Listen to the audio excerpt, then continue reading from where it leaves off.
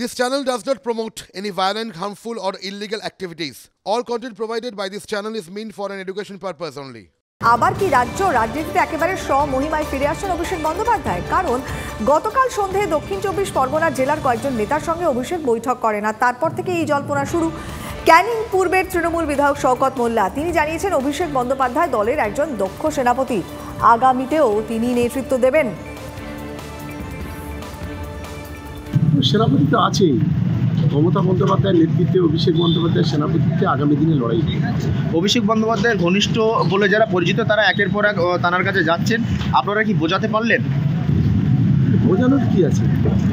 অভিষেক বন্দ্যোপাধ্যায় আমাদের লিডার, তিনি তো ডাকলে যেতেই হবে। মমতা বন্দ্যোপাধ্যায় যদি আমাদের ডাকেন, তিনি আমাদের নেতৃত্বে, তিনি যদি আমাদের ডাকেন অবশ্যই যেতে হবে। এখানে বোঝানো না বোঝানোর কিছু ময়দানেই তো আছেন অভিষেক বন্দ্যোপাধ্যায়, না ময়দানে নেই এটা কে বললো?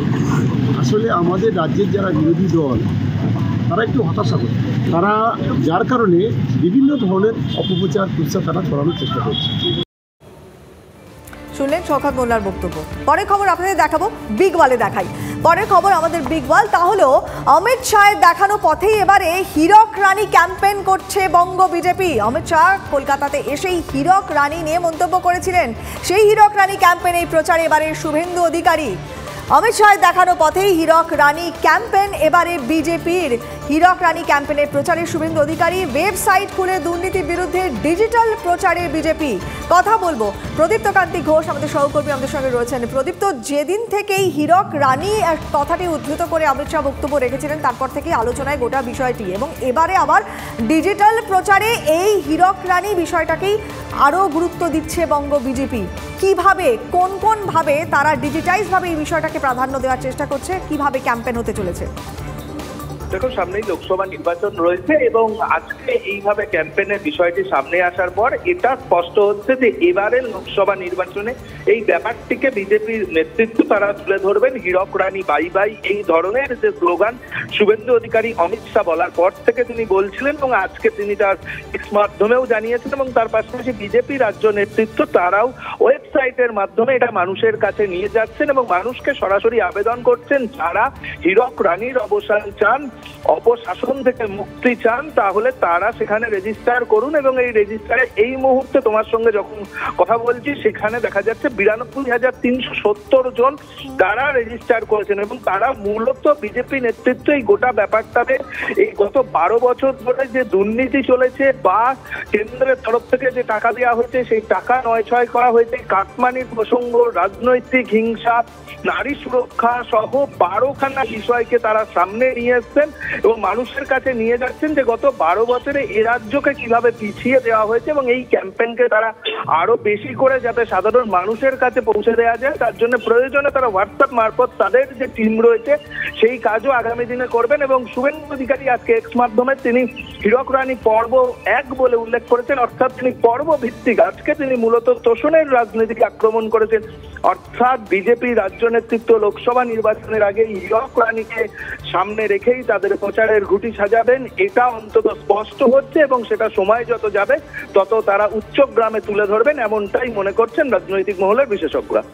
বেশ, সঙ্গে থাকো প্রদীপ্ত, পরবর্তীতে আবার যোগাযোগ করছি। এই মুহূর্তে প্রদীপ্ত যে বিষয়টা তুলে ধরলো সেটা অনেকটাই স্পষ্ট।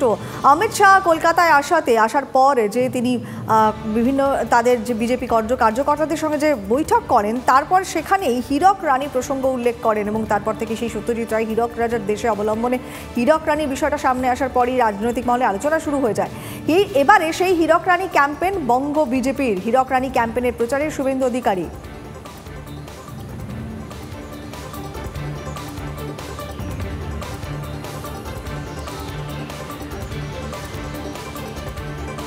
আসি পরে খবরে, আবারও ইডির নোটিশ এড়ালেন দিল্লির মুখ্যমন্ত্রী অরবিন্দ কেজরিওয়াল। দিল্লির মুখ্যমন্ত্রীর বিরুদ্ধে জামিন অযোগ্য ধারাতে গ্রেফতারি পরোয়ানা জারির সম্ভাবনা।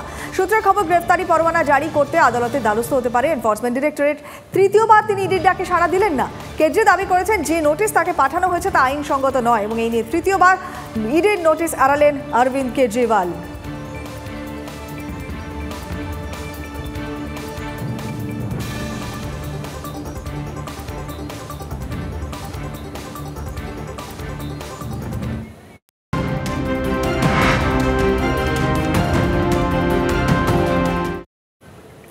আসি পরের খবরে। আদানি গোষ্ঠীর শেয়ার কেনাবেচা নিয়ে তদন্ত করবে সেবি এবং 3 মাসের মধ্যে তদন্ত শেষ করতে হবে সেবিকে নির্দেশ দিয়েছে সর্বোচ্চ আদালত। আজকে সুপ্রিম কোর্টের শুনানি ছিল হিন্ডেনবার্গ রিপোর্ট নিয়ে। আদানি গোষ্ঠীর শেয়ার কেনাবেচা নিয়ে সেবি তদন্ত করবে এবং 3 মাসের মধ্যে তদন্ত শেষ করতে হবে সেবিকে, সুপ্রিম কোর্টের নির্দেশ। ঠিক কি নির্দেশ দেওয়া হলো আজকে জ্যোতির্ময়ের সঙ্গে কথা বলবো, জ্যোতির্ময়ের সঙ্গে যোগাযোগ করার চেষ্টা করছে আমাদের প্রতিনিধি। এবং আপনাদের জানিয়ে রাখি, আদানি গোষ্ঠীর শেয়ার কেনাবেচা নিয়ে রিপোর্ট প্রকাশ করে হিন্ডেনবার্গ সংস্থা, আর তার জেরেই জনস্বার্থ মামলা দায়ের হয় সুপ্রিম কোর্টে। সেই মামলারই আজকে রায়ে জানালো সুপ্রিম কোর্ট। কি জানানো হলো নির্দিষ্ট করে বলল সর্বোচ্চ আদালত। জ্যোতির্ময়ের কাছ থেকে আরো ডিটেলস নেব। জ্যোতির্ময়, দেখো, যে আবেদন করা হয়েছিল সেই আবেদনে বলা হয়েছিল যে আদানির বিরুদ্ধে সেক্ষেত্রে সেবির তদন্তের নিরপেক্ষতা নিয়ে প্রশ্ন তোলা হয়েছিল। এক্ষেত্রে একটি এক্সপার্ট প্যানেল গঠন করা হয়েছে এবং এক্সপার্ট প্যানেলের কাজ কতটা স্বচ্ছ তা নিয়েও প্রশ্ন তোলা হয়েছিল। কিন্তু স্পষ্টভাবে আজকে সুপ্রিম কোর্ট যে কথা জানিয়ে দিয়েছে যে এক্ষেত্রে সেবির তদন্তের উপরেই আস্থা রাখছে সুপ্রিম কোর্ট। সলিসিটর জেনারেল তিনি শুনানি পর্বে জানিয়েছেন যে ইতিমধ্যেই 2টি পর্বে তদন্ত শেষ করে ফেলেছে সেবি এবং আরেকটি পর্বে তদন্ত বাকি রয়েছে। 3 মাস সময়সীমা দেওয়া হয়েছে সেবিকে। সলিসিটর জেনারেলের আশ্বাস মতো 3 মাসের মধ্যে সেবিকে তদন্ত শেষ করতে বলা হয়েছে। এবং অপর দিক থেকে যেটা গুরুত্বপূর্ণ বিষয়, কোনো আলাদা কোনো কমিটি, অর্থাৎ এক্ষেত্রে স্পেশাল ইনভেস্টিগেশন কমিটি তৈরির কথা বলা হয়েছিল, কোনো আলাদা কমিটি এক্ষেত্রে তদন্ত করবে না, তদন্ত করবে এক্ষেত্রে সেবি। আচ্ছা, অনেক ধন্যবাদ জ্যোতির্ময়। আপাতত পরবর্তীতে আবারও যোগাযোগ করছি। আর এই মুহূর্তে আমাদের সঙ্গে টেলিফোনে রয়েছেন অভিজিৎ ঘোষাল, সরাসরি রয়েছেন অভিজিৎ ঘোষাল, নিউজ এডিটর মানি 9। অভিজিৎ দা, এই যে সেবির তদন্তের ওপরই শীর্ষ আদালত কিন্তু আস্থা রেখেছে এবং এই যে আলাদা তদন্তের দাবি করা হয়েছিল সেটা কিন্তু সুপ্রিম কোর্ট মানেনি। স্পেশাল ইনভেস্টিগেশন টিম করে তদন্তের আবেদন সুপ্রিম কোর্ট জানালো না, উল্টে বললো 3 মাসের মধ্যে সেবিকে রিপোর্ট জমা দিতে হবে। তো সেক্ষেত্রে এই এই আদানি গোষ্ঠীর শেয়ার কেনা বেচার ওপরে এই মুহূর্তে তাহলে কি প্রভাব পড়তে পারে? কারণ আলটিমেটলি কোনোটা তো ফয়সলা হলো না।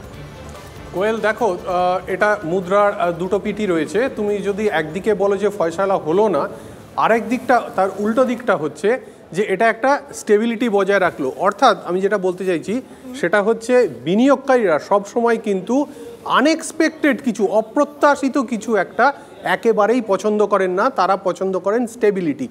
সুপ্রিম কোর্টের এই যে রায়টা, সেটা কিন্তু অপ্রত্যাশিত কিছু একটা ঘটায়নি।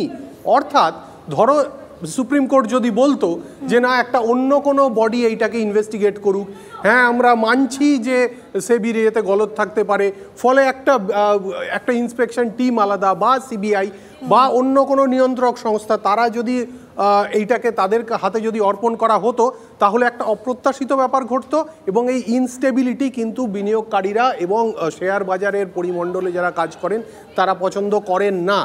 ফলে সেই দিক দিয়ে এটা কিন্তু এই স্টেবিলিটির চিত্রটা বজায় রাখবে, চরিত্রটা, এবং ফলে শেয়ার বাজারের দিক দিয়ে, আদানির শেয়ারের দামের দিক দিয়ে এটা সেই স্থিতাবস্থাটা বজায় রাখবে। অর্থাৎ দুম করে আমরা একটা কোনো পতন দেখছি না, এটা একটা ব্যাপার। দ্বিতীয় কথা হচ্ছে, তোমাকে এটা মাথায় রাখতে হবে যে সেবি, যেটা 1988 সালে তৈরি হয়েছিল শেয়ার বাজার নিয়ন্ত্রণ করার জন্য, শেয়ার বাজারের রেগুলেটর হিসাবে কাজ করার জন্য, তারাই সম্ভবত এই বিষয়টিকে তদন্ত করার জন্য সবচেয়ে দক্ষ সংস্থা, অন্তত টেকনিক্যালিটিসের দিক দিয়ে। তাদের যে তারা যে টেকনিক্যালি ইকুইপড, তাদের যে প্রযুক্তিগত দক্ষতা, তাদের যে এই ডোমেন নলেজটা আছে, সেটা কিন্তু অন্য কোনো সংস্থার পক্ষে সত্যি থাকা মুশকিল।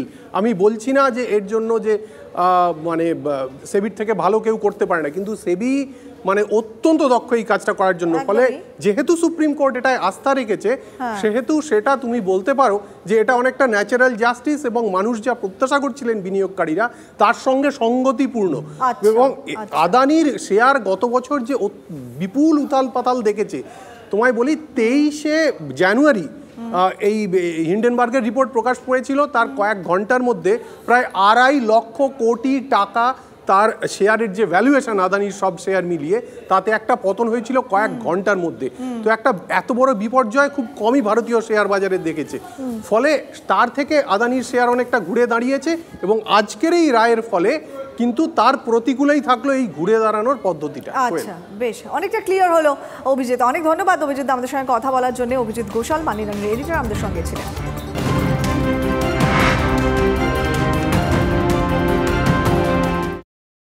এবারে আসি পরের খবরে। বাঁকুড়ার গঙ্গাজল ঘাটিতে আবার যুবকের রহস্য মৃত্যুর ঘটনা।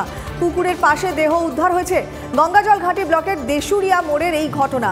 এখনো পর্যন্ত কি জানা যাচ্ছে, পুলিশ কি বলছে, এলাকাবাসীর বা কি এখনো পর্যন্ত বক্তব্য সামনে আসছে, জানবো। হীরক আমাদের সঙ্গে রয়েছেন। হীরক, কোয়েল, দেখো আজকে বাঁকুড়া গঙ্গাজল ঘাটি থানার দেশুরিয়া মোড়ের কাছে সেখানে একটি স্থানীয় পুকুর, লায়েক বাঁধ নামের পুকুর, সেই পুকুরের ধার থেকে এক যুবকের মৃতদেহ উদ্ধার হয় এবং মৃতদেহের পাশ থেকে ওই যুবক যে বাইক নিয়ে গতকাল সন্ধ্যাবেলায় বাড়ি থেকে বেরিয়েছিলেন সেই বাইকটিও উদ্ধার হয়।